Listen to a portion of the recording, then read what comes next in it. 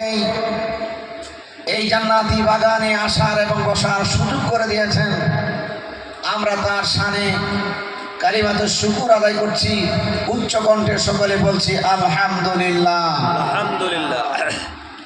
তার সঙ্গে শান্তির ধারা প্রবাহিত হোক গোটা বিশ্বের মানবতার প্রতীক, মানবতার মুক্তির দূত, মানবতার কান্ডারি সাইয়্যিদুল মুরসালিন আশরাফুল আম্বিয়া খাতামুন নবিয়্যিন ইমামুল মুরসালিন শফিউল মুসলিমিন মদিনার দুলাল মুআমিনার লাল নবী মুহাম্মদ রাসূলুল্লাহ সাল্লাল্লাহু আলাইহি ওয়াসাল্লামের প্রতি। বন্ধুগণ, আমি পবিত্র কালামুল্লাহ থেকে ছোট্ট একখানা সূরা আপনাদের সামনে তেলাওয়াত করেছি এবং আহাদিসে নববিয়া থেকে দুখানা হাদিসে শরীফা আপনাদের সামনে আমি উত্থাপন করেছি। ইহার মাধ্যমে সংক্ষিপ্ত আলোচনা করব ইনশাআল্লাহ। বলুন ইনশাআল্লাহ। বন্ধুগণ, আলোচনার পূর্বেই বলছি, আজকে গোটা পৃথিবীতে মুসলিম জাতি নির্যাতিত, নিপীড়িত, অবহেলিত, পদদলিত। আজকে মুসলমানেরা গোটা পৃথিবীতে এদের কোনো দাম নাই, এমন একটা পজিশনে। এর কারণ, এর আসল আমি কারণ খুঁজে পেয়েছি। একে অপর মুসলমানের সাথে যখন আলাপ করে তখন বলে আল্লাহর কথা ভাবে না, মুসলমান তো ঠিক নাই, নিজেদের কেমন সেটার দিকে তাকায় না। কথা ঠিক না বলে? এই কথা বলতেই শুনবেন, বলবে আগের মুসলমান আছে, এই করে সেই করে নেই করে অনেক রকমের কথা বলবে, কিন্তু নিজেদের কত নম্বরে সেটা বলতে রাজি না। এই পৃথিবীতে একটি কাজ অত্যন্ত সহজ, আর একটি কাজ হচ্ছে অত্যন্ত কষ্টের। সহজ কোনটা এবং কষ্টের কোনটা? সবথেকে সহজ কাজ হচ্ছে মানুষের সমালোচনা করা, মানুষের ভুল ধরা। এটা অত্যন্ত সহজ কাজ। আর সবথেকে বেশি কঠিন কাজ হচ্ছে নিজের ভুল ধরা, নিজের ভুলগুলি নিয়ে নিজে আত্মসমালোচনা করা। এটা বিরাট কঠিন, এর মতো কঠিন জিনিস আর নাই। উদাহরণস্বরূপ, এবার এখানে যারা বসে আছেন, টুপিদারি সব কিছুই আছে, আমি যদি বলি ওই বেঈমান, আমাকে গিরিধারীর ময়দান থেকে বেরিয়ে কুচবিহারে যেতে দেবে না, রাস্তাতেই বাটাম দিয়ে মাটাম করবে, ঠিক না বলেন? অথচ ওই ব্যক্তিরা যদি একবার সিনায় হাত দিয়ে যদি দেখে যে সত্যি আমি কত নাম্বারি মুসলমান, তাহলে তার উত্তর বেরোবে একটা বিশাল আকারের একটা জিরো, ঠিক কিনা বলেন? বিশাল আকারে জিরো। এর কারণগুলি কি? আমি কারণ তালাশ করি সবসময়। আলাপ আলোচনা অনেক হয়, পালা ধরে মা বোনদের গালাগালি করা হয়, ওলামাদের গালাগালি করা হয়, ওমারাদের গালাগালি করা হয়, অনেক খালি গালাগালি চলছে, সংশোধনের চিন্তা নাই। কথা বোঝেন নাই? আমার কথা হলো সংশোধন কোন পথে? গালাগালির দিন শেষ, এখন কেউ কারোর নিচে থাকে না, সবাই যার তার হাতে সাড়ে দিন হাত। কথা ঠিক না বলেন? এখন সলিউশন কি আমাদের? আমরা কোন পথে বেরিয়ে এলে পরে আমরা সংস্কার, আমাদের সমাজকে সংস্কার করতে পারবো, সেই পথে আমাদের হাঁটতে হবে, ঠিক না বলেন? এবার একটু আমি কথাগুলি বলার আগে দুটো ভূমিকায় কথা বলছি। বলতেছিলাম যে গোটা পৃথিবীতে মুসলমানদের আজকে এই অবস্থা।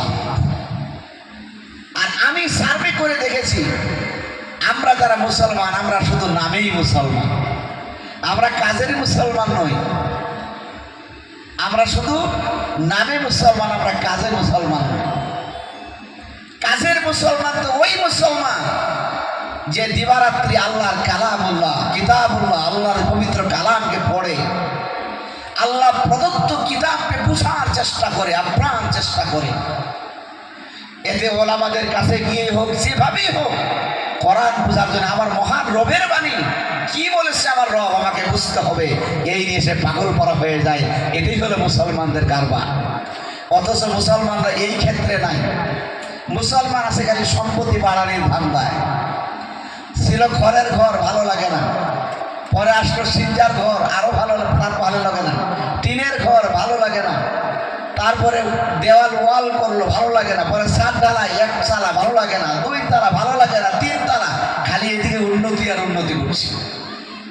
কিন্তু ওই যে কোন ব্রিটিশ জামানায় যে সূরা একটা শিখছিল, ইন্না আতায়না কাল কায়সার ফাসালেন রাব্বিকা ওয়ানহার এন্না শানাকা হলাফতা, ওই জামানায় শিখছিল, ওইটা দিয়ে তার নামাজ চালাচ্ছে। এটাতে তার ভুল হচ্ছে, এটাকে যে শুদ্ধ করতে হবে, এর অর্থ বুঝে আল্লাহর সামনে দাঁড়িয়ে কথা বলতে হবে, এই ব্যাপারে বুধুর ঘুষ নাই। আবার কথা বুঝতে পারছেন তো? এই ব্যাপারে মুসলমান কখনো ভাবছে না। দুই একটা সূরা মুখস্থ করে, দুই একটা দোয়া দরুদ মুখস্থ করে ভাবছে আমি ইসলাম সম্বন্ধে জেনে গেছি, আমি ইসলাম সম্বন্ধে জেনে গেছি। না, ইসলাম সম্বন্ধে যদি আপনি জেনে ফেলেন তাহলে দুনিয়াতে আপনার দ্বারা কোনো পাপের কাজ হবে না। হযরত আলীউল মারতুদা আলী কাররামাল্লাহু ওয়াজহাহু তিনি বলেছেন, দুনিয়ার মানুষের অন্তরে যদি জান্নাত কি জিনিস, জান্নাতের মজা, জান্নাতের লোভ যদি একজন মানুষের অন্তরে ঢুকে পড়ে, পৃথিবীর কোনো লোভ তার কাছে থাকবে না। পৃথিবীর সমস্ত রকমের লোভগুলি তার কাছে নাথি। 8 তলা 10 তলা নয়, খালি ওই যে বুরুজ খলিফার যে আছে দুবাইতে, ওগুলোও যদি সে পেয়ে যায় তার কাছে এইগুলো কোনো জিনিস নয়। তার মজা খালি জান্নাত, খালি জান্নাতেরই মজা তার অন্তরে থাকবে, দুনিয়াকে খামচিয়ে বেড়াবে না। আর যে ব্যক্তি জাহান্নামকে চিনে ফেলে জাহান্নামের ভয় যার ভিতরে ঢুকে পড়বে, পৃথিবীর অন্য কোনো ভয় তার সামনে আর থাকবে না।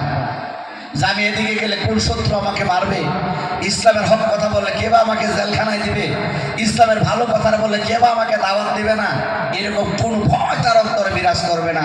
তার একটাই বিরাজ করবে যে আমি যদি সঠিক পথে না চলি জাহান্নাম আমার জন্য অপেক্ষা করছি। কথা বলেন ঠিক না? আমার ভাষা বুঝতে পারছেন তো? ভাষা বুঝতে কি অসুবিধা হয়? কোনো কিস্সা কাহিনী বলবো না, একটু সমাজ সংস্কারে কথা বলবো। কোনটা? আমি আপনাদের এলাকায় আসি নাই, যার কারণে আপনাদের পরিবেশটা আমার তেমন জানা নেই।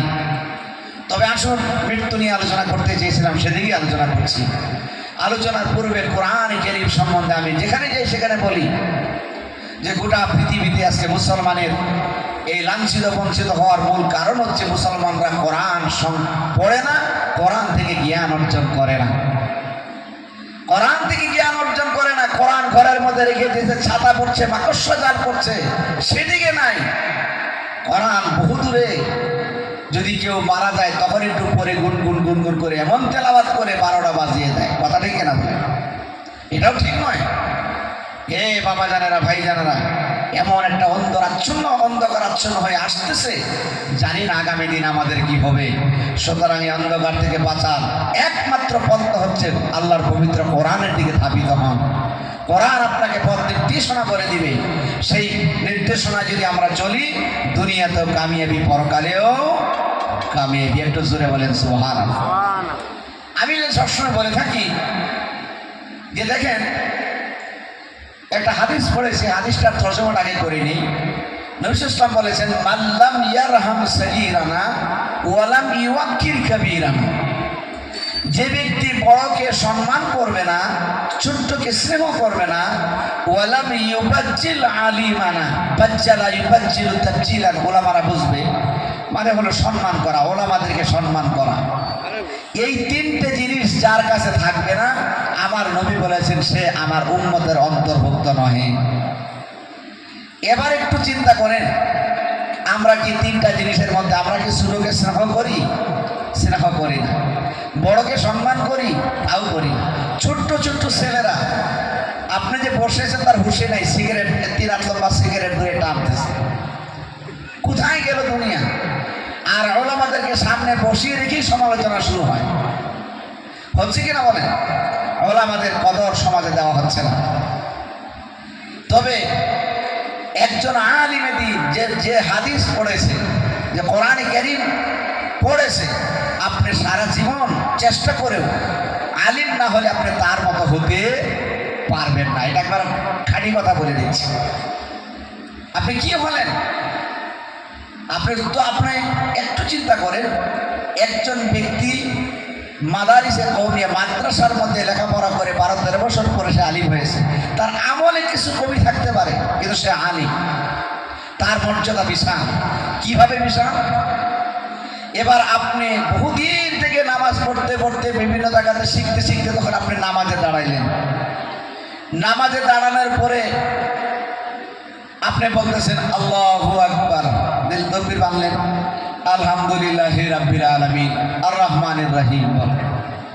কি করলেন এখানে? অর্থটা আপনারা লক্ষ্য করলেন? তাক তাকবীর দিতে দিলে হাইয়া আলের সালা হাইয়া আলের ফালা, সালামটা দিচ্ছে আসসালামু আলাইকুম। 12:30 বাজাইলেন আপনি, করলেনটা কি? ওলামার সমালোচনা করেন।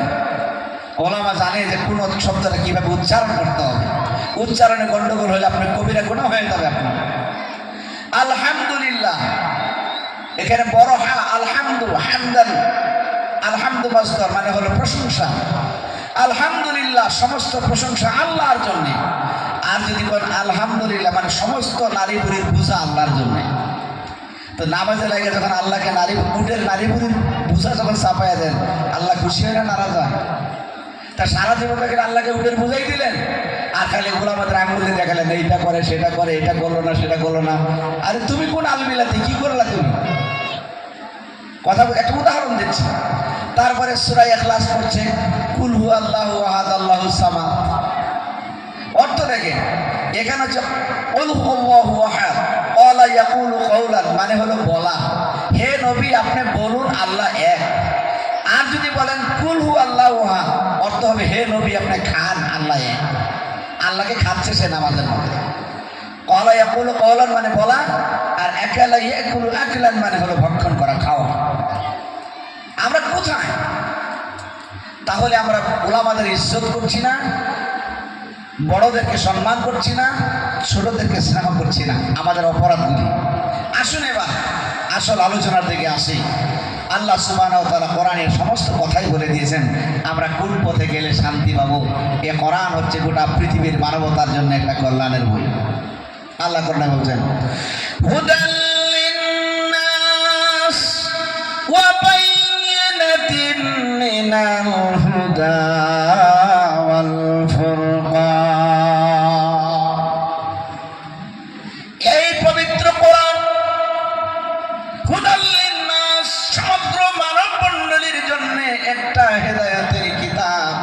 ওয়া বাইয়িনাতিন মিনাল হুদা, কোরআনটা হলো সমগ্র মনুষ্য জাতি শুধু নয় সমস্ত মানুষ এবং জিনেদের জন্য একটা দলিল।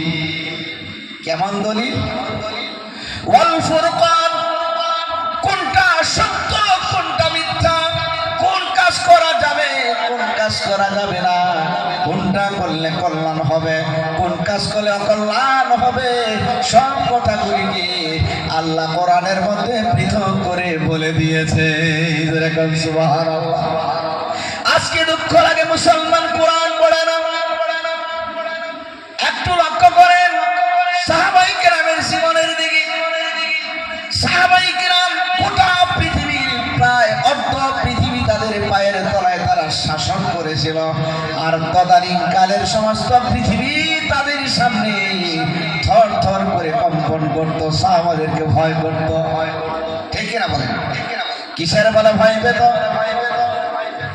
সাহাবায়ে কেরামদেরকে দেখে সবাই ভয় পেত। আল্লামা ইকবাল কত সুন্দর করে সেই কথাটা জানিয়ে দিলেন, ওয়া জামানা মে মুআজ্জাব থি মুসলমান হোকর और आज तुम ख़ार बने हो तारीके कुरान होकर। ওই জামানায় সাহাবায়ে কেরাম এত ইজ্জতি এত সম্মানী, তার কারণ হলো তাদের হাতে ছিল পবিত্র কোরআন। আর বর্তমান জামানায় মানুষ লাঞ্ছিত বঞ্চিত পদদলিত, তার কারণ হলো মুসলমান কোরআন ছেড়ে দিয়েছে। তারিখে কোরআন হয়েছে, মুসলমান কোরআন ছেড়ে দিয়েছে। একটু লক্ষ্য করবেন, কোনো একজন ব্যক্তি যাবেন তো, তাহলে আমরা কোরআনের সাথে থাকবো ইনশাআল্লাহ। আমি অনুরোধ করছি বন্ধুগণ, আপনার সন্তানদেরকে যোগ্যতাপূর্ণ আলিম বানাবেন। যোগ্যতাপূর্ণ আলিম কেন বর্তমানে মাদ্রাসায় তৈরি হয় না তা কি জানেন? আপনাদেরকে যদি বলি আমাকে আর কোনোদিনও দাওয়াতটা দিবেন না। আসল কথা যদি বলে দেয়, আগেকার মাদ্রাসাগুলিতে ভালো ভালো যোগ্যতাপূর্ণ আলিম তৈরি হতো, মুহাক্কিক আলিম তৈরি হতো। আর বর্তমান মাদ্রাসাগুলি যেন একটা কেমন জানি পরিস্থিতি, ভালো আলিম খুঁজে পাওয়া যায় না। ঠিক কিনা বলেন? এর কারণ হলো যে সন্তানটাকে মাদ্রাসায় দিলেন তার মা বাবার আখলাক চরিত্র ভালো না, আর তার মা বাবার রিজিক গুলি ভালো না, খাবারটা ভালো না।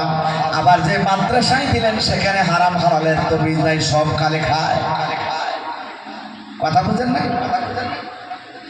যেমন একটু উদাহরণ দিলে বুঝবেন। আমরা ছোট্টবেলায় দেখেছি যদি পেটের ব্যথা শুরু হতো মা পানির গ্লাস নিয়ে মসজিদে পাঠায় দিত, যাও ইমাম সাহেবের কাছে যাও পানি ভরে নিয়ে আসো। আমরা পানির গ্লাসটা ইমামের কাছে যাইতাম। তদানীকালের ইমাম সাহেবরা কিন্তু কোরআনের তেলাওয়াত শুদ্ধ করে জানতো না, ঠিক কিনা বলেন? বিসমিল্লাহ বিসমিল্লাহির রহমানির রহিম পড়িত ছিল কিনা বলেন? হ্যাঁ, এক জায়গাতে এক মসজিদে গেলাম নামাজ পড়তে, কুচবিহার জেলা, জোহরের নামাজ পড়তেছি। তো আমি যাওয়ার আগেই উনি নামাজে দাঁড়িয়েছেন, নামাজ পড়াচ্ছেন। রুকু থেকে যখন সুজা হতেন তখন পড়তেছে সামিআল্লাহু লিমান হামিদা। আমি কই ব্যাপারটা কি, ঘটনাটা কি? ভাবলাম যে গলায় কোনো অসুবিধা, পরের বার ঠিক হবে। পরে দেখছি না আসলে মালটাই এইটাই হচ্ছে কিনা বলে। ওই টাইপের আগেকার দিনের মুন্সিরা এরকম ছিল। কিন্তু আমার বন্ধুগণ, কথার বলার উদ্দেশ্য, ওই মুন্সি সাহেব বিসমিল্লাহ শুদ্ধ নাই, অথচ যখন বিসমিল্লাহ বলে পানিতে ফু দিয়ে দিত, পানিটা বাড়িতে নিয়ে পান করার সাথে সাথে আল্লাহর কোরআনের ফজিলতে পেটের ব্যথা ভালো হয়ে যেত, ঠিক না? আর বর্তমান জামানায় শত শত আলিম ওলামা আমির উমারা সবাই মিলে 1,24,000 2,24,000 খতম পড়ে পানির মধ্যে ফু দেয়। ওই পানি পান করলে পেটের ব্যথা কমবে দূরের কথা, আরো খালি বেড়ে যায়। কথা ঠিক না বলে? বাঙালি কথা বলে না, কথা ঠিক না বলে জবাব দিবে। কারণ বলি কি? কারণ দেখলেন না? আমি কিন্তু এগুলো কারণ বলি। আমি পশ্চিমবাংলায় আসছি আজকে 20 বছর থেকে আসি, কিন্তু শীতের মতো জায়গায় আসতে পারি না। কারণ কি? আমি যে কারণ বলি যে এই জন্য অনেকের নজরে লাগে, সর্বনাশ, এই মালকে নিয়ে আসলে খুঁজি আউট। বন্ধুগণ, আপনারা জ্ঞানী মানুষ, আপনারা দাওয়াতি মেহনত করেন, আপনারা ওলামাদেরকে ইজ্জত করেন, আরো বেশি বেশি করবেন। আমার অনুরোধ, মাদ্রাসা ছাড়া কিন্তু দিন টিকে রাখা যাবে না, দাওয়াতি মেহনত ছাড়াও দিন টিকে রাখা যাবে না। কথা ঠিক কিনা বলেন? এই সবগুলি আমাদের দরকার। হক্কানি পীর মুর্শিদ তাদেরও দরকার। বন্ধু, আমার বাসকান্দির হুজুরের নাম শুনেছেন, বহুত বড় আল্লাহওয়ালা ছিল। হযরতে হুসাইন আহমদ মাদানী রাহমাতুল্লাহ আলাইহি থেকে শুরু করে হযরতে আশরাফ আলী থানভী রাহমাতুল্লাহ আলাইহি, এরকম করে কাসিম নানতুবি রাহমাতুল্লাহ আলাইহি থেকে শুরু করে অনেক বড় বড় ওলিদের দুনিয়ায় আগমন ঘটেছে। তারা কিন্তু ওই জামানার শ্রেষ্ঠ তাসাউফের আমল মানুষদেরকে শিখাতো। আর এখন তো আমরা তাসাউফটাকে নিয়ে আর খেলা শুরু করে দিয়েছি। তাসাউফ মানে কি বুঝি না। তাসাউফ নিয়ে যারা চলছে তারা আরেক জঙ্গল। এগুলো পরিষ্কার করতে হবে, জিকির করতে হবে। তবে ওই যে মানুষে বলছে যে চুল খেয়ে মুখ পুরা গেছে, দই দেখলেই ভয় লাগে। কথা ঠিক কিনা বলে? একটু লক্ষ্য করবে, আমার কথাগুলি এখন এলোমেলো হলেও এখন সিরিয়ালে আসবে, মনে রাখবে। বন্ধুগণ, আমার বলতেছিলাম, আমরা সবাই আমাদের সন্তানদেরকে যোগ্যতাপূর্ণ আলিম বানাবো। আর একটা কথা মাঝখানে আপনাদের বলি, যোগ্যতাপূর্ণ একজন আলিম হলে জমিনের মধ্যে তার ইজ্জতের অভাব নাই, জমিনের মধ্যে তার টাকা পয়সার কোনো অভাব নাই। যেরকম সুবহানাল্লাহ। মানুষের কথা ছেড়ে দিলাম, আমি তো যোগ্যতাপূর্ণ আলিম হতে পারিনি, তবুও আমার আল্লাহ জমিনের মধ্যে আমি অধম গুনাহগারকে যে ইজ্জতটুকু দিয়েছে, আল্লাহর জমিনে অনেক ডাক্তার প্রফেসররাও পায় না, ঠিক কিনা? একটা হাই স্কুলের মাস্টার কত টাকা বেতন পায়? ধরে নেন খুব বেশি থেকে বেশি যদি 1 লাখ টাকাও পায়, 12 মাসে 12 লক্ষ টাকা পাবে। 24 ঘন্টায় সরকারের গোলামি করবে, চাকরি করবে। আত্মীয় বাড়িতে যাওয়া যাবে না, চিল্লায় যাওয়া যাবে না, হজেও যাওয়া যায় না। এরকম ঝামেলা আছে কিনা বলে? কিন্তু আল্লাহর শুকর, কোরআনের ফজিলতে, কোরআনকে ভালোবাসার কারণে আমার আল্লাহ জমিনের প্রান্তে প্রান্তে ঘুরিয়ে বেড়ায়। আর অক্টোবর মাস থেকে শুরু করে এপ্রিল মাস পর্যন্ত প্রায় 22 থেকে 23 লক্ষ টাকা আল্লাহ মিলিয়ে যায়। যেরকম সুবহানাল্লাহ। চাকরি দিয়ে কি করবো? দরকার আছে কোন? যাওয়ার পরে খাওয়ায়, মানুষের খাবার দাবার দিয়ে, পকেটে টাকা দিয়ে আবার আসার সময় বলে হুজুর খারাপ পাবেন না, বেশি টাকা দিতে পারলাম না, বেশি খাওয়াইতে পারলাম না। ঠিক না বলেন? এই তো চলছে। এই জন্য বলি, ভালো যোগ্যতাপূর্ণ আলিম যদি সন্তানকে বানাতে চান, তাইলে আরেকটা কাজ আপনাদের আছে, সেটা হলো সন্তানকে মাদ্রাসায় ভর্তি করে দিয়া রাত্রি যখন গভীর হয়ে যাবে, প্রতিদিন রাত্রের বেলায় স্বামী স্ত্রী বিছানা থেকে উঠে যাবেন, দুইজনে ওযু করে তাহাজ্জুদের নামাজে দাঁড়ায় মহান রবের দরবারে ফরিয়াদ করবেন, আল্লাহ আমার সন্তানটাকে মাদ্রাসায় দিয়েছে, আল্লাহ গো আমার সন্তানটাকে জামানার শ্রেষ্ঠ আলিম দ্বীন বানায়া দাও। যেরকম না সুবহানাল্লাহ। আমরা তো এমনটা করি না। সন্তানকে মাদ্রাসায় দিয়েছি, যখনই মনে হয় ওই মাদ্রাসার নিয়ম করে লটারি টিকিট কাটি। মাদ্রাসা আমাদেরকে অনেকে সালাম দেয়, আসসালামু আলাইকুম হুজুর, দোয়া করবেন। ঠিক আছে, দোয়া করবো। তারপরে বিকালবেলা দোয়া করে, কি দোয়া করলেন কাজে লাগলো না। কি ব্যাপার? ওই আপনাকে সালাম দিয়ে দোয়াটা ছিল, লটারি টিকিটটা কিনেছিলাম কিন্তু লাগলো না। চলছে কিনা সমাজ?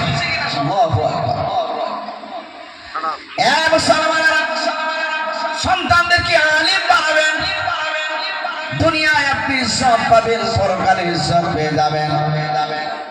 আমাদের প্রত্যেকটা আলিম আমাদের বাবাকে আমার আল্লাহ মুঠির মিম্বরে বসার সুযোগ করে দিবে। যেরকম সুবহানাল্লাহ। এবার বলতে চেয়েছিলাম যে মৃত্যুর কথা আলোচনা করব। এখানে আমরা যারা বসে আছি, আমরা মরবো কিনা বলেন? মৃত্যু হবে না? আমাদের মৃত্যু হবে কিনা বলেন? একটু দুই একটা কথা খুব গভীরভাবে শুনে নেব, সময় যেত। সকলের মৃত্যু হবে, মৃত্যু থেকে কেউ পালাতে পারবে না। আমার আল্লাহ রাব্বুল আলামিন যে সময় আপনার জন্য নির্ধারণ করেছে, ওই সময়ই আপনার মৃত্যু হবে। একটা সেকেন্ড এদিকেও যাবে না, ওই দিকেও যাবে না। মানুষের কেমন করে মৃত্যু হয় তা কি আপনি জানেন? আপনারা কি আজরাইলকে দেখেছেন? দেখেন নাই? আমিও দেখি নাই। কিতাবের মধ্যে আসছে আজরাইলের আকৃতি সম্বন্ধে, আজরাইল কত বড়, তার দেহটা কেমন বড়, এই সম্বন্ধে হাদিসের মধ্যে তার অনুমান দেওয়া আছে। যেমন ধরেন একটা হাদিসের কথা বলছি, আজরাইল একটা টেবিলের সামনে বসে থাকে। এই টেবিলটা এত বড়, 70,000 পায়া লাগানো টেবিলটার মধ্যে।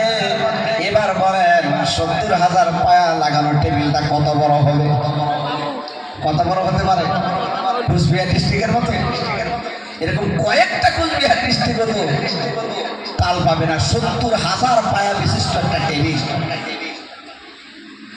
ওই টেবিলের এক পাশে একটা বৃক্ষ আছে, বিশাল আকারের বৃক্ষ, আর ওই চেয়ারটার পাশে হযরতে আজরাইল সব সময় বসে থাকে। এবার বলেন 70,000 পায়া বিশিষ্ট টেবিলের সঙ্গে ম্যাচিং করতে হলে চেয়ারটা কত বড় হতে হবে? এরকম চেয়ার হইতে হবে কি? কত বড় হতে হবে? এবার 70,000 পায়া বিশিষ্ট টেবিলের সঙ্গে সেটিং করা টেবিলটার মধ্যে, চেয়ারটার মধ্যে যিনি বসবেন, তিনি আকৃতিতে কেমন হবে? কথা বুঝতে পারছেন? এবার ওই যে বৃক্ষটা আছে, আজরাইল ওই টেবিলের মধ্যে, চেয়ারের মধ্যে বসে থাকে, আর আজরাইলের কাছে বিরাট বড় একটা ডায়েরি আছে। ডায়েরি বুঝেন তো? খাতা, বিরাট বড় খাতা। আর ওই যে পাশে একটা বৃক্ষ আছে, ওই বৃক্ষটার নাম হচ্ছে হায়াতুস সাজারা। হায়াতুস সাজারা বৃক্ষটার নাম।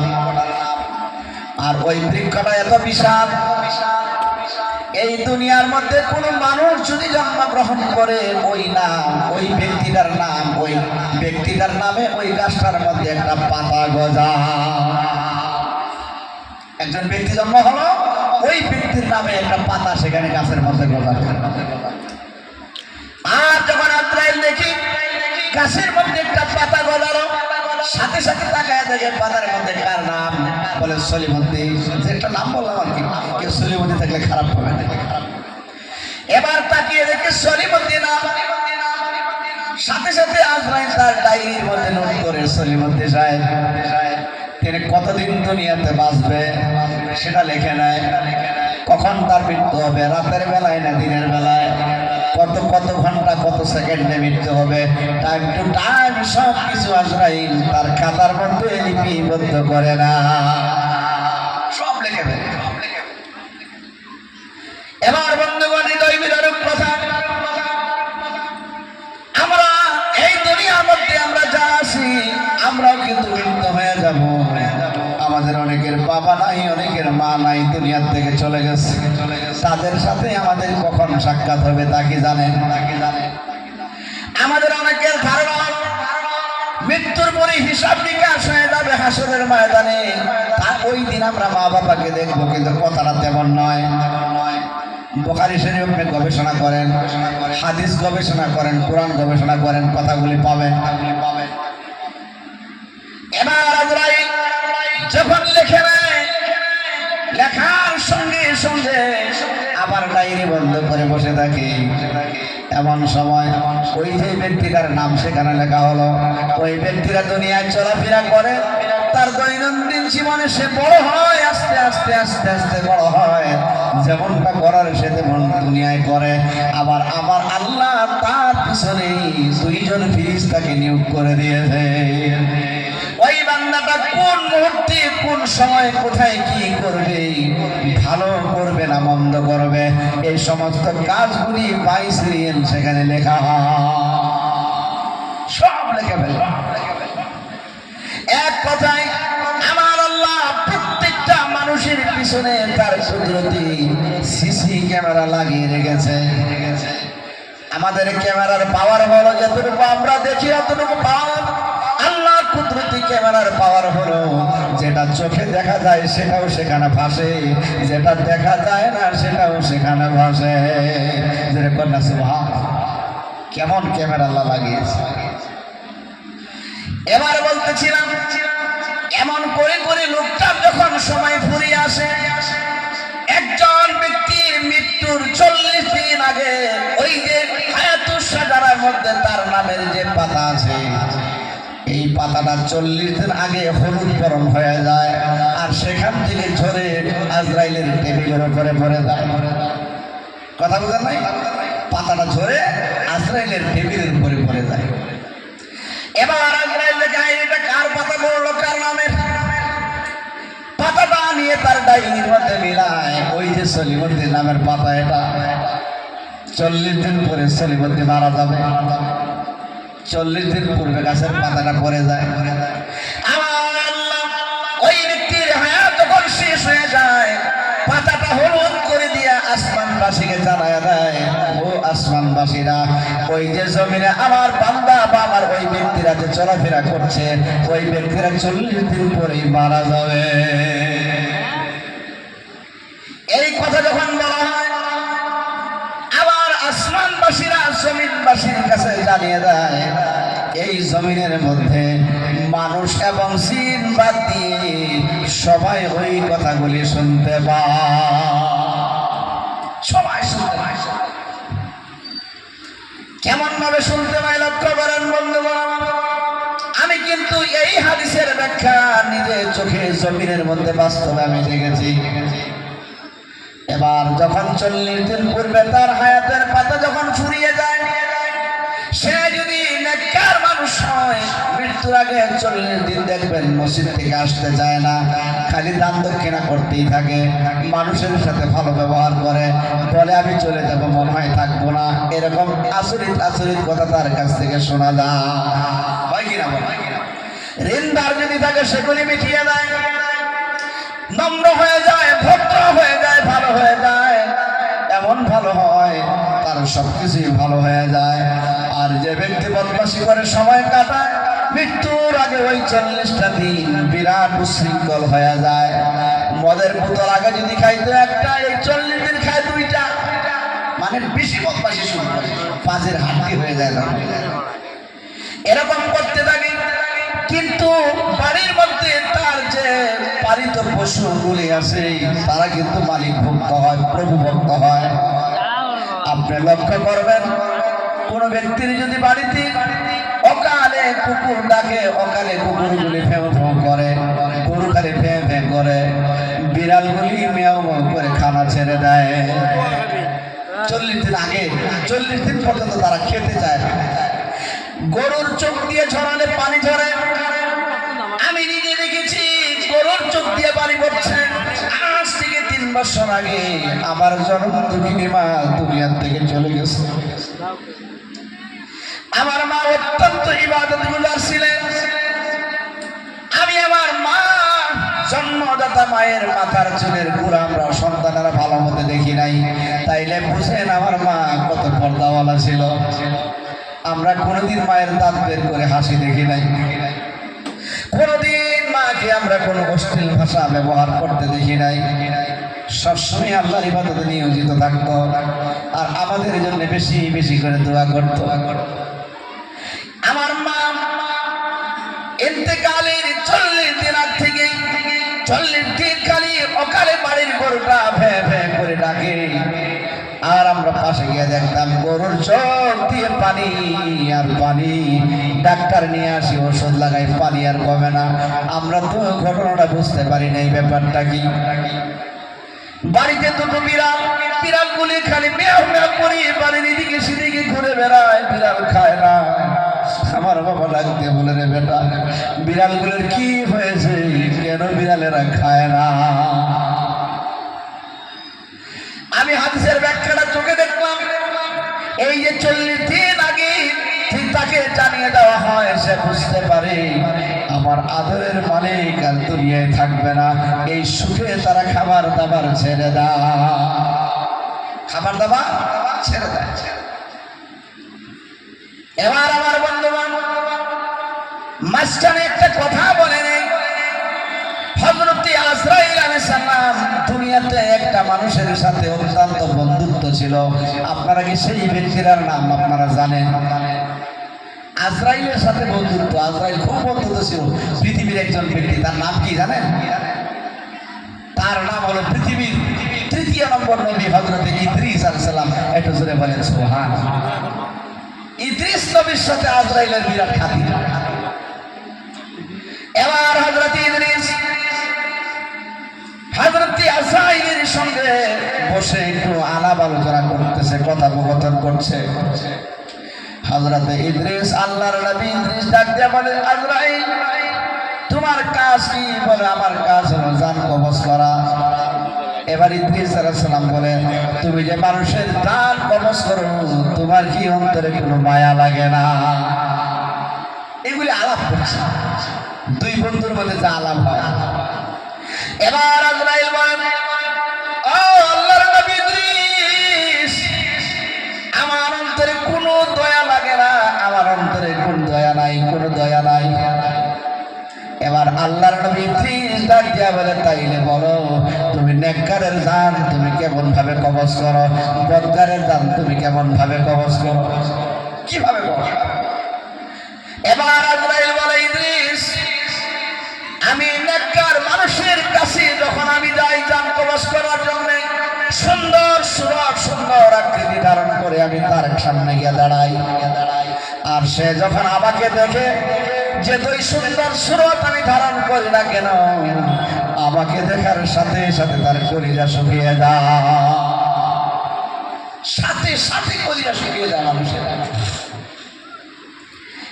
বন্ধুগণ আমার, এবার কলিজা যখন শুকিয়ে যায়, আর আমি ওই ব্যক্তিটার নাকের হাওয়ার সঙ্গে সুন্দরভাবে তার আত্মাটাকে আমি বের করে নেই, তবুও যে যন্ত্রণাটা পায়, এরকম যন্ত্রণা দুনিয়ার জীবিত মানুষ সহ্য করতে পারবে না। একবার আরামেও যদি জান কবজ করা হয়, সেই কষ্টটুকু নিচে সহ্য করা সম্ভব নয়। এবার আজরাইল এমন করে বলার সঙ্গে সঙ্গে আল্লাহর নবী হযরত ইদ্রিস কান্না শুরু করেছে আর বলতেছে আজরাইল নেককার মানুষের জান কবজ করতে যদি এই হালত হয়, বলো রে আজরাইল বদকারের জান তুমি কেমনে কবজ করো? আজরাইল ডাক দিয়া বলে নবী গো,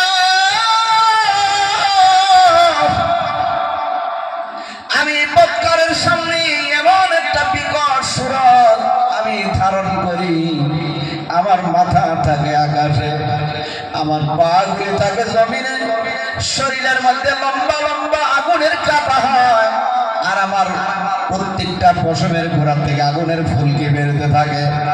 আমার বিকট সুরতটাকে নিয়ে আমি চতুর্পাশ থেকে অন্ধকার করে যখন তার সঙ্গে একটা চাউনি আমি দেই, যাওয়ার সাথে সাথে সে ব্যক্তি পেশাব পায়খানা করে না।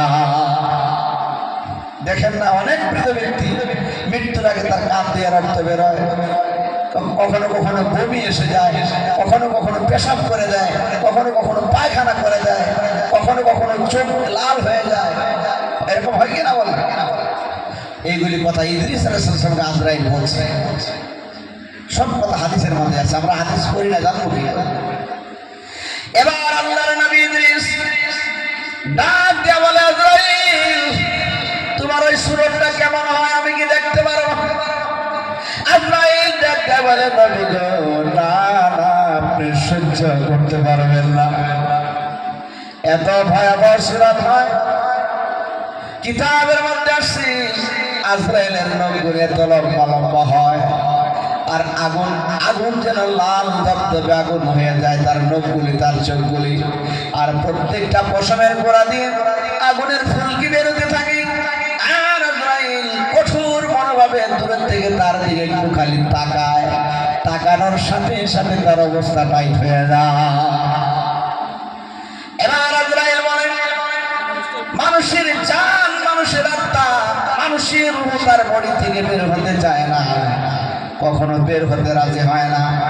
তখন আমি কি করি, একটু গিয়ে তার পায়ের আঙ্গুলে ধরে যখন আমি একটু চিপে দেই, এই চিপার সাথে সাথে আত্মাটা তার শরীরের মধ্যে আকাশ বাতাস শুরু করে দেয়। দেখেন না মৃত্যু প্রাককালে মৃত ব্যক্তির কি ছটফট ছটফট করে। একটু কি গবেষণা করেছে মৃত্যু কেমন কঠিন জিনিস? এবার আজরাইল বলেন আমি যখন তার সঙ্গে একটা চাউনি দিই, তার চোখ যখন আমার চোখের মধ্যে পড়ে যায়, সাথে সাথে পানি ফেটে যায়। এবার কলিজাটা ফেটে যায়, আমি এমন করে আরেকবার থাপা দিই। আল্লাহর কাছে বলো, হযরত ইদ্রিস আল্লাহর কাছে বলেন, আল্লাহ গো, আজরাইলকে বলো আমার জানটা কবজ করে যেন আবার আমার কাছেই ফিরাইয়া দেয়, আমি দেখবো মৃত্যুর কোন যন্ত্রণা, মৃত্যুর কেমন যন্ত্রণা, কেমন জ্বালা। আমার আল্লাহ বলে আজরাইল আর দেরি করো না, আমার নবী ইদ্রিসের জানটাকে তুমি কবজ করো। কবজ করার পরে কত সময় তুমি জানটাকে ধরে রাখবা হাতের মধ্যে? 1-1.5 ঘন্টা হাতের মধ্যে রেখে তারপরে আবার এই জানটা তুমি তার বুড়ির মধ্যে ফেরত দিও। একটু জোরে কন্যা সুবহানাল্লাহ। ভাই খারাপ লাগতেছে আলোচনা? বাঙালি কথা কয় খারাপ লাগতেছে? একটু চিন্তা করেন, জীবনেতে অনেক গদগদ আলোচনা শুনেছেন, যেগুলো আলোচনা সারা জীবন শুনলাম, আজকে তো আনকমন, দু একটা। আনকমন মানে কি? সব তো কোরআনের হাদিসের সব কথাই তো আমাদের কাছে নতুন মনে হয়, কিন্তু এগুলো কি নতুন? যখন পড়বেন তখন কারদের মনে হবে এইটা এখনই দরকার। কথা ঠিক কিনা বলেন? কোরআন শুননা এমন একটি জিনিস। আমার বন্ধুবান বলতেছিলাম, এবার হযরত ইদ্রিস যখন আল্লাহর কাছে আবদার করলেন, আল্লাহ আজরাইলকে অর্ডার করলেন, আজরাইল আমার বন্ধুর জান কবজ করো, কিন্তু একটু সময় হাতের মধ্যে রাখিয়া পুনরায় তার বডিতে ফেরত দিও। এবার আজরাইল বলে, বন্ধু আমি যে জানটা কবজ করব, বদকারের জান আমি যেমন ভাবে কবজ করি ওই আকৃতিতে করবো না, নেককারের জান যেভাবে আমি কবজ করি সেভাবে করব। আল্লাহর নবী ইদ্রিস বলে মাঝামাঝি করো, বুঝছেন না? বদকারের জান যেভাবে তুমি করো সেভাবেও নয়, নেককারের যেভাবে করো সেভাবেও নয়। আজরাইল বলে, ও বন্ধু, তুমি সহ্য করতে পারবে না, তোমার দ্বারা সহ্য করা সম্ভব হবে না। এবার আল্লাহর নবী ইদ্রিস ডাক দিয়ে বলে, তাইলে ঠিক আছে, নেককার ব্যক্তির জান তুমি যেমন করে কবজ করো সেভাবেই তুমি আমার জানটাকে কবজ করো। এবার আজরাইল বলে, ও ইদ্রিস, তুমি রেডি হও, প্রস্তুতি গ্রহণ করো, আমি এখনই তোমার জান কবজ করব। সুবহানাল্লাহ। আল্লাহ কত খেলা খেলছেন। এবার হযরত ইদ্রিস প্রস্তুতি নিলেন। আজরাইল খালি বারবার বলছে, বন্ধু আপনি কি রেডি? হযরত ইদ্রিস বলেন, হ্যাঁ আমি রেডি। আরেকবার বলে, দাঁড়ান দাঁড়ান দাঁড়ান, রেডি হচ্ছি। মানে কি?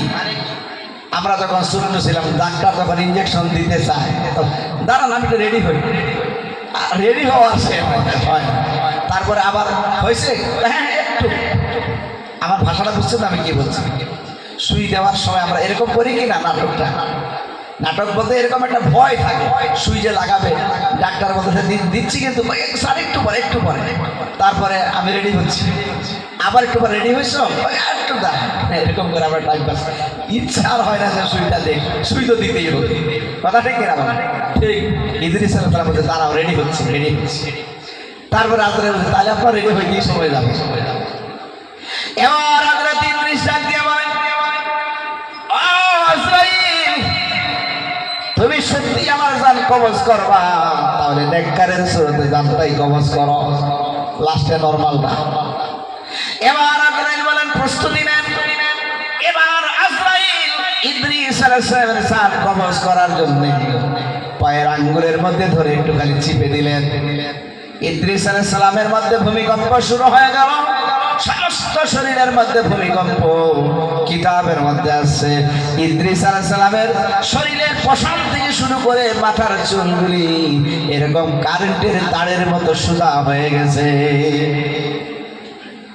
শরীরের মধ্যে যে জামা গায়ে ছিল, তার জামা জানি না ওই জামানার জামাটা কাপড়ের ছিল না কিসের ছিল, তা কিন্তু আমি বললাম না।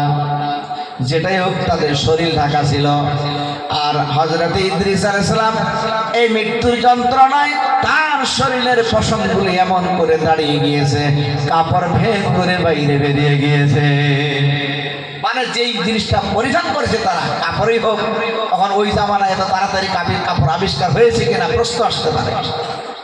গাছের ছালেই হোক, গাছের পাতাই হোক, যেভাবে তারা ছোটটা ছিল, ওটাই ভেদ করে রূপ পশম বাড়িয়ে গিয়ে তাহলে কেমন তিনি ভয় পেয়েছে।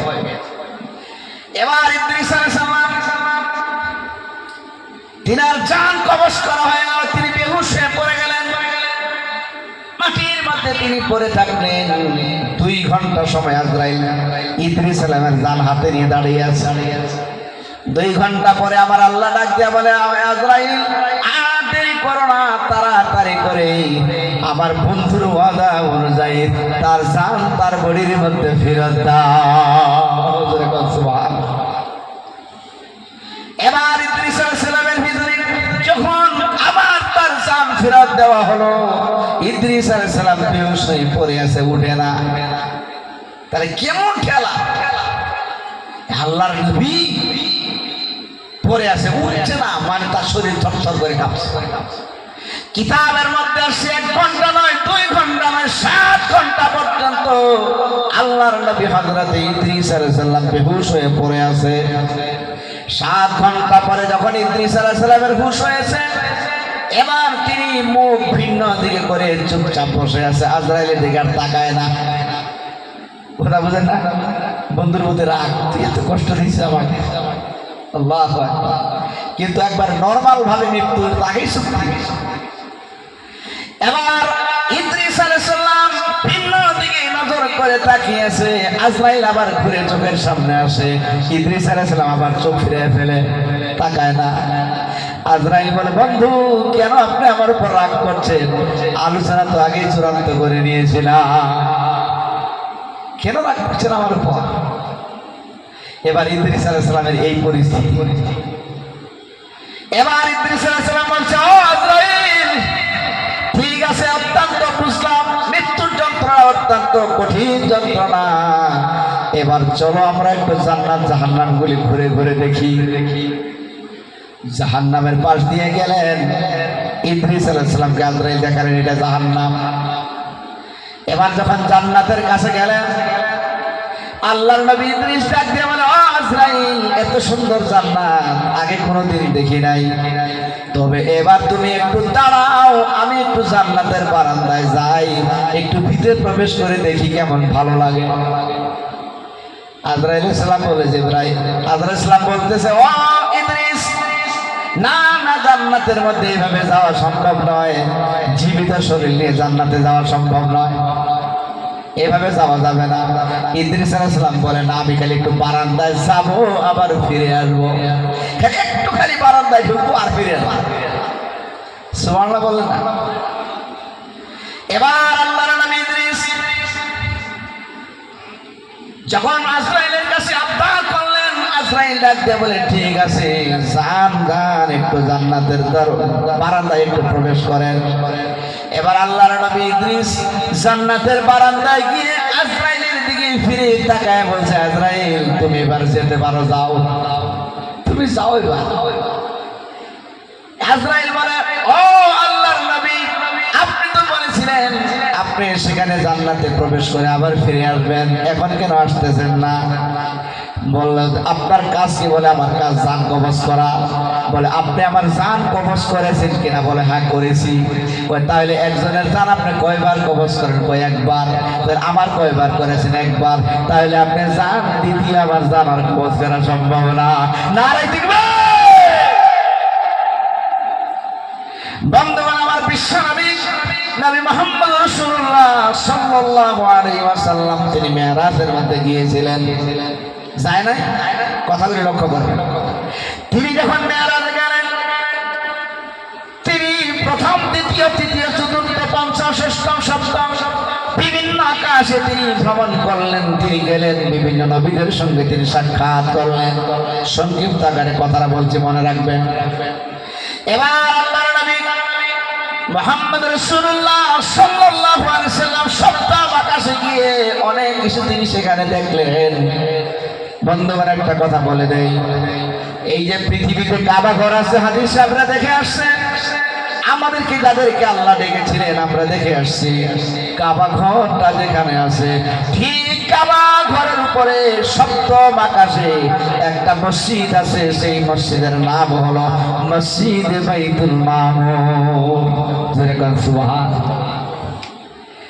ওই মসজিদ বাইতুল মামুর, ওই মসজিদে বাইতুল মামুরের দরজার সঙ্গে হেরান দিয়া একজন লোক খালি বসে থাকে, আর ছোট্ট ছোট্ট অগণিত ছেলে মেয়েরা ওই ব্যক্তিটার সামনে জমা হতে থাকে, আর ওই ব্যক্তিটাকে আব্বা আব্বা বলে ডাকে, আর ওই ব্যক্তি তাসবিহ তাহলিল শিক্ষা দেয়। বাচ্চা বাচ্চিগুলি সেখানে আল্লাহর নামের জিকির করে। সুবহানাল্লাহ। আল্লাহর নবী জিবরাইলকে বলে, জিবরাইল, চিনলাম না এই ব্যক্তিটাকে। হযরত জিবরিল বলেন, আপনি কি নাকি চিনেন না? ইনি হলো মুসলিম জাতির পিতা, জাতীয় পিতা, মিল্লাত আবিকুম ইব্রাহিম। ইব্রাহিম খলিলুল্লাহ হচ্ছেন ইনি। যেরকম সুবহানাল্লাহ। আমাদের জাতির পিতা কোথায় আছে? সপ্তম আকাশে আছে। সপ্তম আকাশে যখন পরিচয় দিলেন, এবার হযরত জিবরিলের কাছে নবীজি বললেন, জিবরাইল, তাইলে ছোট্ট ছোট্ট ছেলে মেয়েরা কারা? জবাব হলো, পৃথিবী সৃষ্টির থেকে কিয়ামত পর্যন্ত যত নাবালক বাচ্চারা দুনিয়ার মধ্যে মারা যাবে, যত বাচ্চা মারা যাবে, সবাই এসে এখানে জমা হতে থাকবে, আর ইব্রাহিম খলিলুল্লাহকে আব্বা আব্বা বলে ডাকবে। সুবহানাল্লাহ। তাহলে আমাদের সন্তান যদি মরে যায়, অনেক সময় কান্না করি আর বলি, মরার আল্লাহ করছে, আমার সন্তানটাই দেখলো আর অন্য মানুষ দেখে নাই। এরকম কান্না করে না? আরো যে কত গীতের তালে যে কি গালিটাই না দেয় আল্লাহকে, মানে আল্লাহ ক্রিমিনাল, আল্লাহকে ক্রিমিনাল সাজিয়ে দেয়। আল্লাহ যেন তার সন্তানকে জান কবজ করে, আল্লাহ খুব বিপদে, এমনটা বুঝিয়ে দেয়। এটা ঠিক নয়, কারণ মৃত্যু একটা সিদ্ধান্ত আল্লাহ। মৃত্যুর পরে আপনার কান্না আসতে পারে, কিন্তু কান্নার অর্থ যেন এই না হয়, আল্লাহ তুমি কেন নিয়ে গেল। তাহলে আল্লাহর সিদ্ধান্তে আপনি আঙ্গুল তোলা হবে। কথা বোঝেন না? আমরা এমন ভাবে কান্না করি, আল্লাহর সিদ্ধান্তের উপর আমরা আঙ্গুল তুলে ফেলি, এটা ঠিক নয়। আমার নবীজির সন্তানেরা যখন ইন্তেকাল করেছেন, আমার নবীজিও কান্না করেছেন, কিন্তু কান্নার সিস্টেম ছিল ভিন্ন।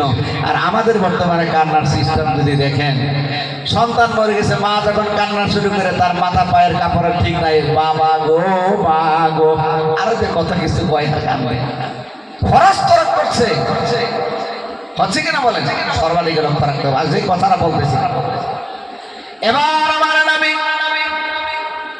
সপ্তম আকাশে অনেক জিনিস দেখলেন, জাহান্নাম পরিদর্শন করলেন, এমন করে তিনি ঘুরতে ঘুরতে যেখানে হাউজে কাউসার দেখলেন। হাউজে কাউসার আছে না আপনাদের এদিকে? আছে কি? হাউজে কাউসার দেখলেন। লম্বা আলোচনা ভবিষ্যতে আসলে করবো, আসছে খালি একটু মৃত্যু সম্বন্ধে দুটো কথা।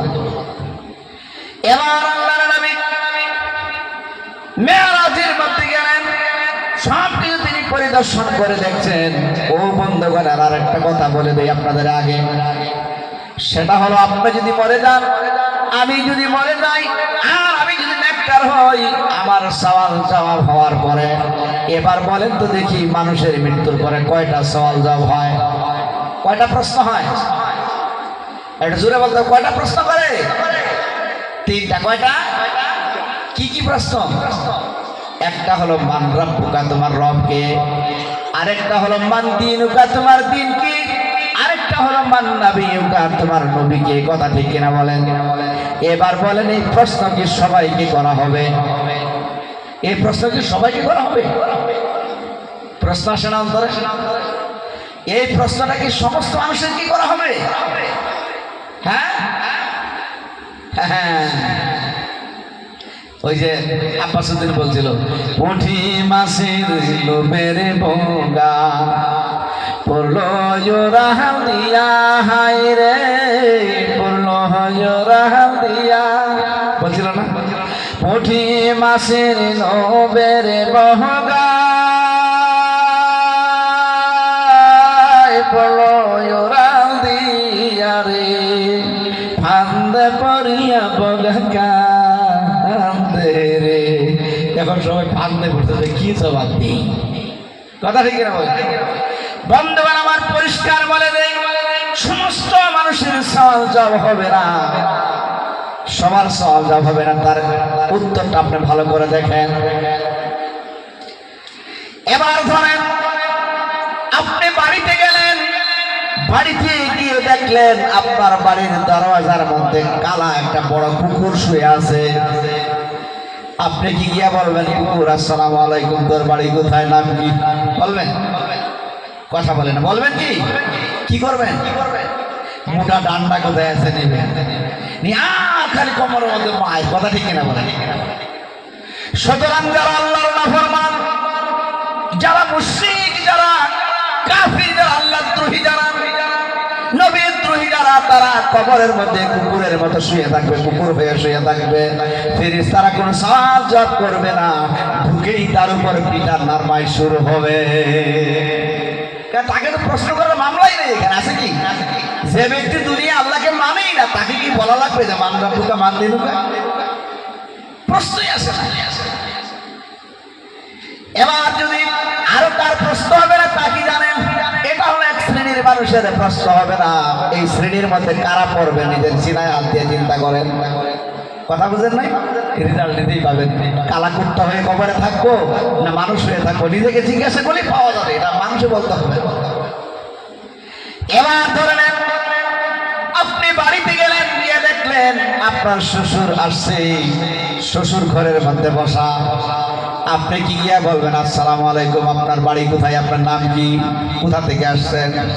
এগুলো জিজ্ঞাসা করবেন কি? আরে বাঙালি কথা বলে জিজ্ঞাসা করে কেউ? বরং কি করে, আসসালামু আলাইকুম, আল্লাহু আকবার, ওরে স্ত্রীকে ডাকে, কি দিছিস খাওয়ার জন্য?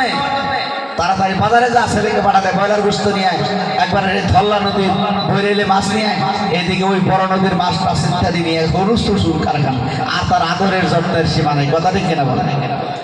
ঠিক তদ্রুপভাবে যারা আল্লাহ ওয়ালা হবে, যারা শহীদ হবে, যারা সিদ্দিকীন হবে, যারা সালেহীন হবে, যারা এই জমিনের মধ্যে আম্বিয়া কেরাম যারা হবে, তাদের কবরে কোনো সওয়াল জবাব হবে না। কবরে যাওয়ার সাথে সাথে জান্নাতের বিছানা তাদের জন্য বিছিয়ে দেওয়া হবে। একবার শুনে বলা যাবে কি সুবহানাল্লাহ। এবার বুঝেন তাইলে আমরা কোন ক্যাটাগরিতে পড়েছি। এবার তাহলে সওয়াল কাদের হবে? এটা তো একটা ক্যাটাগরি লাগবে কিনা বলেন। ওই যে দুইটা ক্যাটাগরি বলা হলো, ওই দুই ক্যাটাগরির মধ্যে যে ব্যক্তি পড়বে না তারই সওয়াল জবাব হবে। এটা আপনারা বিচার করে বের করবেন। এবার আসেন, বলতেছিলাম আপনি যখন ইন্তেকাল হয়ে গেলেন বা আমি যখন মরে যাব, আমরা যখন মরে যাই, মরার সাথে সাথে আমাদের প্রশ্ন উত্তর হয় বা আমাদের জানের উপরে সেগুলি একটু জিজ্ঞাসাবাদ হয়।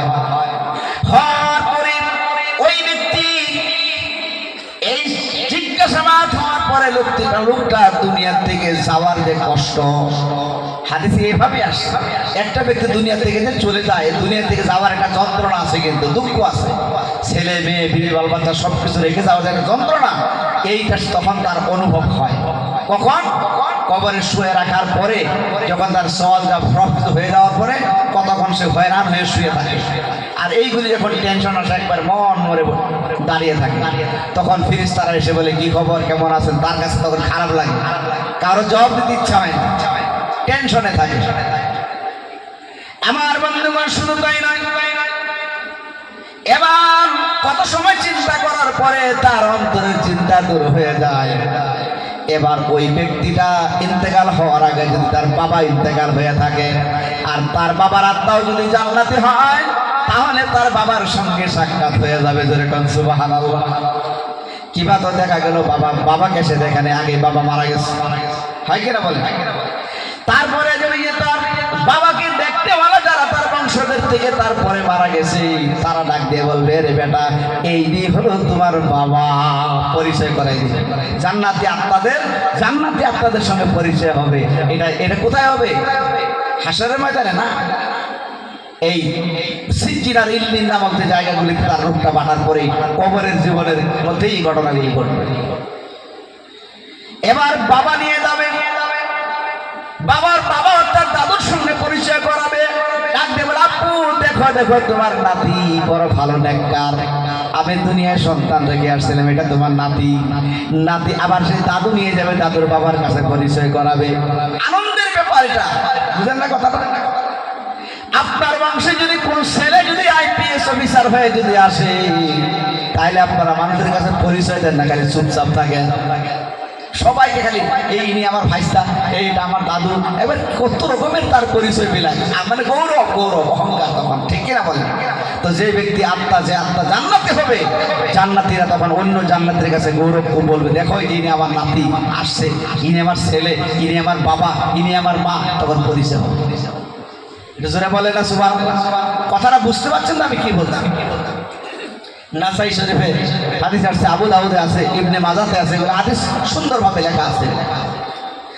বন্ধুগণ আমার সংক্ষিপ্ত আকারে বলছি, এবার জান্নাতি আত্মাদের সঙ্গে দেখা হয়ে যাবে। একটু যখন চলাফেরা করবে, ভালো লাগবে, শান্তি লাগবে, তখন আবার জান্নাতি আত্মার সাথে কথা বলবে, আমি যে আমুক দেওয়ানিকে রেখে আসছিলাম, দেওয়ানি বর্তমানে কেমন আছে? ভাষাটা বুঝছেন তো? এই জমিনে যাহা কিছু রেখে গেছে সবটা স্মরণ থাকবে। এটা আমরা তো ইন্তেকাল হই, ইন্তেকাল মানে কি? প্রত্যাবর্তন করা, এক জায়গা থেকে আমরা আরেক জায়গায় বদলি হই। মাল তো আমরা ওইটাই। কথা বুঝছেন কি না? কি বলছেন? আমার ভাষা মনে বুঝেন না আপনার? আমার কথাগুলি বুঝতে পারছেন? যেরকম আপনি ঘরের বাইরে ছিলেন, ঘরের ভিতরে ঢুকলেন, ঘরের ভিতরে ছিলেন, কুয়ার ভিতরে ঢুকলেন, কুয়ার ভিতরে ছিলেন, গর্তের ভিতরে ঢুকলেন। এই যে যাচ্ছি, মান তো ওইটাই, রূপ তো ওইটাই, মানুষ তো ওইটাই। কথা বুঝেন না? তো মনে তো থাকবেই। এবার জান্নাতি আত্মাদের সঙ্গে আলাপ হবে। এলাকার সমস্ত খোঁজ নেবে, বলবে আমুক দেওয়ানিকে রেখে আসছিলাম, দেওয়ানি কেমন আছে? এবার বলবে কেন দেওয়ানিতে 1 বছর আগে ইন্তেকাল হয়েছে। তখন দেখবে জান্নাতি ওই দেওয়ানির আত্মা তো এখানে নাই, তখন তারা ভাববে বেটা জাহান্নামে গেছে মনে হয়, নাইলে তো এখানে দেখা হইতো। আমার ভাষা বুঝতে কিনা জানি, বোঝা যাচ্ছে কথাটা? জান্নাতি আত্মাদের আলাপ হবে। আল্লাহু আকবার। বন্ধুগণ আমার, এবার মা যদি জান্নাতি হয়, সন্তান গিয়ে কবরের মধ্যে ওই আত্মা জান্নাতি আত্মা মায়ের সঙ্গে সাক্ষাৎ হয়ে যায়, বলে মা, ও মা, দুনিয়ায় কত কষ্ট করে আমাকে লালন পালন করেছিল গো মা, মা তুমি নেককার ছিলে, তার কারণে আমিও নেককার হয়েছি, আমার আল্লাহ খুশি হয়ে আমাকে জান্নাত দিয়েছে, ও গো মা তোমার পায়ের নিচে আমার জান্নাত। সুবহানাল্লাহ। এমন করে জান্নাতি আত্মারা একে অপরের সাথে সব রকমের আলাপ করবে। অমুসলিম যারা এলাকাতে আছে তাদের ব্যাপারে কথা হবে। আমুক যে জগদীশ চন্দ্র বসু নিয়ে যে রেখে আসছিলাম, সে কেমন আছে, একটা উদাহরণ দিলাম আর কি। এবারে জগদীশের কথা বলেন না, একটা উদাহরণ দিচ্ছি। এর কথা সেখানে কেউ জিজ্ঞাসা করবে, যার যে নেশা। কিন্তু জাহান্নামী আত্মাদের আলাপ হবে না, আর খালি দুর্মুজ আর দুর্মুজ, আলাপের সুযোগ নাই। সুযোগ আছে কি? কথা বুঝেন নাই? যারা আসল ক্রিমিনাল তাদের জেলখানায় বসে কি আলাপ করতে দেয়, মধুর আলাপ করতে দেয়? কত শাস্তি আর শাস্তি, তাদের আলাপের সুযোগ নাই। বন্ধুগণ, আমার সংক্ষিপ্ত আকারে কথাগুলি বলছি। এবার আল্লাহর নবী সাল্লাল্লাহু আলাইহি ওয়াসাল্লাম তিনি যখন মেরাজের মধ্যে গেলেন, মেরাজে যাওয়ার পরে তিনি জাহান্নাম দেখলেন, অনেক কিছুই তিনি দেখলেন। দেখার পরে জান্নাত দেখার জন্য তিনি গেলেন, সাথে হযরত জিবরাইল। আল্লাহর নবী বলে, আমি দেখতে পেলাম একজন ব্যক্তি, সুন্দর একজন ব্যক্তি জান্নাতের বারান্দা দিয়ে খালি ঘুরে জান্নাতের ভিতরে প্রবেশ করে না। দেখছেন কারবার? প্রত্যেকজন নবী তার জামানার শ্রেষ্ঠ সুন্দর, ধরে বলেন সুবহানাল্লাহ। প্রত্যেকজন নবী তার জামানার শ্রেষ্ঠ চরিত্রের আধার, প্রত্যেকজন নবী তার জামানার শ্রেষ্ঠ শক্তিশালী, প্রত্যেকজন নবী তার জামানার শ্রেষ্ঠ জ্ঞানী, ধরে বলেন না সুবহানাল্লাহ। ইদ্রিস আলাইহিস সালাম জান্নাতের বারান্দায় দেখছে। আমার নবী ডাক দিয়া বলে, ও জিবরাইল, এই ব্যক্তিটা কে? জিবরাইল বলে, ইনি হলো পৃথিবীর তৃতীয় নম্বর নবী, ইনার নাম হলো হযরত ইদ্রিস আলাইহিস সালাম। বলার সাথে সাথে আমার নবী এগিয়ে যাবেন। ইদ্রিস জান্নাতের বারান্দার দিকে থেকে আমার নবীর দিকে তাকাবে। এবার আমার নবীজি ডাক দিয়ে বলবে, আপনাকে আমি ভালো মতো জানি না, তবে আপনি জান্নাতের বারান্দা দিয়ে ঘুরে বেড়াচ্ছেন, আপনি কি জান্নাতের ভিতরে প্রবেশ করতে পারেন না? জান্নাতের ভিতরে প্রবেশ করার আরো বেশি আরামের জিনিস। ইদ্রিস আলাইহিস সালাম ডাক দিয়ে বলে, আপনাকে ভালো মতো চিনি না, তবে একটা কথা বলে দেই, আমি জান্নাতের দরওয়াজার দিকে তাক করে আমি স্পিডে জান্নাতে ঢোকার জন্য চেষ্টা করি। আমার মন কি আর চায় না? আমার মন বারবার চায় জান্নাতে প্রবেশ করার। আমি ব্যাকুল হয়ে যাই, পাগল হয়ে যাই জান্নাতে প্রবেশ করার জন্য। আমি জান্নাতের দরওয়াজার মধ্যে জুড়ে জুড়ে ধাক্কা মারি খোলার জন্য। আর জান্নাতের ভিতর থেকে একটা আওয়াজ আসে, আওয়াজটা হলো এমন, এই ইদ্রিস, আমার জান্নাতের দরওয়াজা, আমার দরওয়াজায় ধাক্কায় কোনো লাভ নাই, কারণ জান্নাতে যে ব্যক্তি সর্বপ্রথম প্রবেশ করবে তিনি হলো আখির জামানার পয়গম্বর নবী মুহাম্মদ রাসূলুল্লাহ। একটু জোরে বলে যাবে কি সুবহানাল্লাহ। জান্নাতের দরওয়াজা বলে ইদ্রিস, ধাক্কায় লাভ হবে না, কারণ সর্বপ্রথম উনি প্রবেশ করবে, তারপরে ওই তারা পারমিশন। এবার আল্লাহর নবী এই কথা শুনলেন, জিবরিল ডাক দিয়ে বলে, ও ইদ্রিস, তুমি যেই ব্যক্তির কথা বলতেছো ইনি হলো সে আখিরি জামানার পয়গম্বর নবী মুহাম্মদুর রাসূলুল্লাহ সাল্লাল্লাহু আলাইহি ওয়াসাল্লাম। বলার সাথে সাথে ইদ্রিস আলাইহিস সালাম আমার নবীকে সালাম দিলেন, আসসালামু আলাইকুম ইয়া রাসূলুল্লাহ। ও আল্লাহর নবী, আপনার প্রতি আল্লাহর শান্তি বর্ষিত হোক। একটু জোরে জোরে বলা যাবে কি সুবহানাল্লাহ। ইদ্রিস আলাইহিস সালাম কত জামানা আগে, তিনি পৃথিবীর তৃতীয় নম্বর নবী আদম আলাইহিস সালামের পরে। তাহলে আদম আলাইহিস সালাম কত হাজার বছর আগে আসছে, আমার নবী 1400 বছর আগে মেরাজ থেকে সাক্ষাৎ করেছে। একটু জোরে বলা যাবে না সুবহানাল্লাহ। বন্ধুগণ আমার,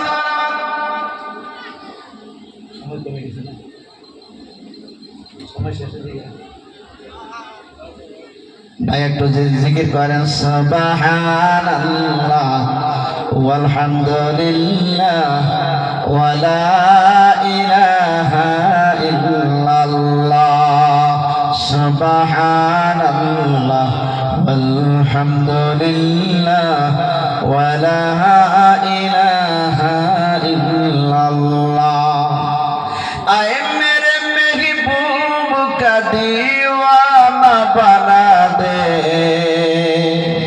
دیوانہ بنا کر مجھے فرسان بنا دے سبحان اللہ والحمد للہ ولا إله